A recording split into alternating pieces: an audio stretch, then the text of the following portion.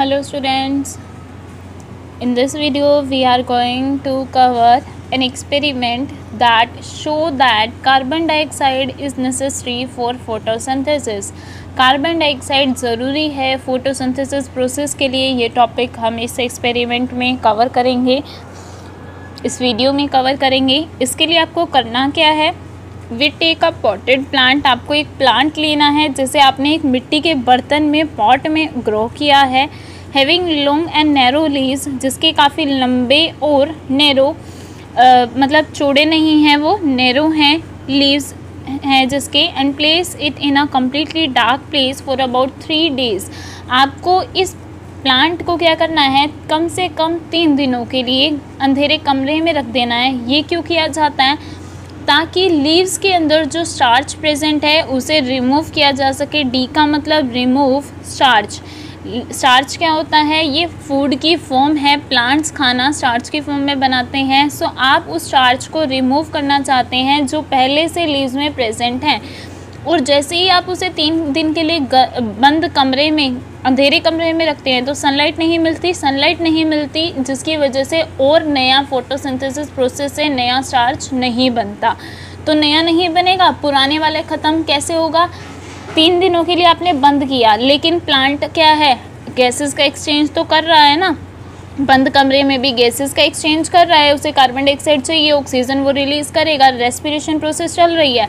तो रेस्पिरेशन के लिए उसे एनर्जी चाहिए रेस्पिरेशन के लिए। सो रेस्पिरेशन के लिए वो उस जो एनर्जी पहले से लीव्स में स्टार्च की फॉर्म में स्टोर्ड है वो ख़त्म हो जाएगी उन 3 दिनों के अंदर।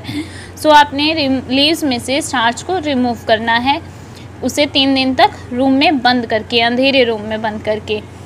नाउ अब आपको सेकेंड स्टेप क्या करना है, टेक ए ग्लास बोतल, ग्लास की बोतल लेनी है, हैविंग ए वाइड माउथ, जिसका मुंह चौड़ा हो, and put some potassium hydroxide solution, KOH potassium hydroxide का सॉल्यूशन उसके अंदर थोड़ा सा डाल देना है।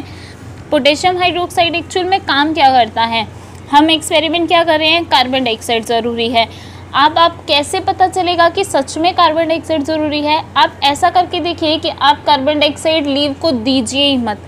आप क्या करें, प्लांट को कार्बन डाइऑक्साइड ना पहुंचने दो। अगर कार्बन डाइऑक्साइड नहीं पहुंचेगी लेकिन बाकी सब पहुंचने दो, सनलाइट पहुंचने दो, कार्बन डाइऑक्साइड छोड़ दो।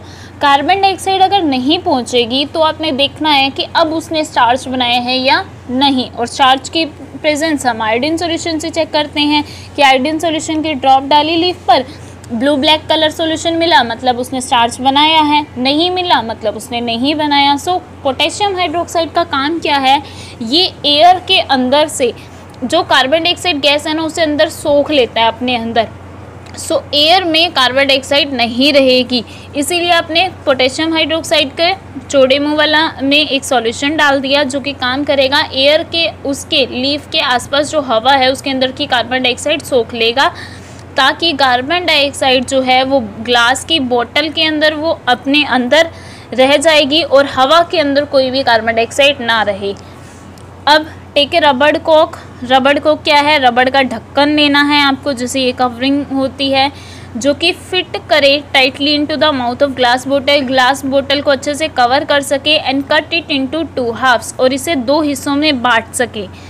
Put A discharge leave of the potted plant, discharge leaf यानी ऐसा लीफ जिसमें से आपने स्टार्च को रिमूव कर दिया, उस पोटेड प्लांट में से उस पत्ते को लेना है, which is still attach to the plant, उसे तोड़ना नहीं है, प्लांट से अटैच भी रहे और उसे बॉटल में भी डाल देना है, इस तरीके से जैसे आपको यहाँ फिगर में दिखाया गया है। इस तरीके से प्लांट अटैच्ड भी है और आपने ये आपका बीकर है जिसमें आपने पोटेशियम हाइड्रोक्साइड का सॉल्यूशन लिया है जो कि सारी कार्बन डाइऑक्साइड को एब्जॉर्ब कर रहा है। ये रबड़ का कॉक है, ढक्कन है, जिसने इसे हाफ डिवाइड किया। अब नेक्स्ट क्या है आपका, पुट ए डिस्चार्ज लीफ, डिस्चार्ज लीफ को पॉटेड प्लांट में डालना है जो कि अभी भी अटैच है प्लांट से। In between 2 half of cut कॉक, जो क्या है कोक के बीच में, बिल्कुल बीच के हिस्से में आपको डालना है, यहाँ पर बीच से डालना है। देखिए ये लीफ है ना, जो इसको कॉर्क को 2 आधे हिस्सों में बांट दे, बिल्कुल सीधा से सही से डले।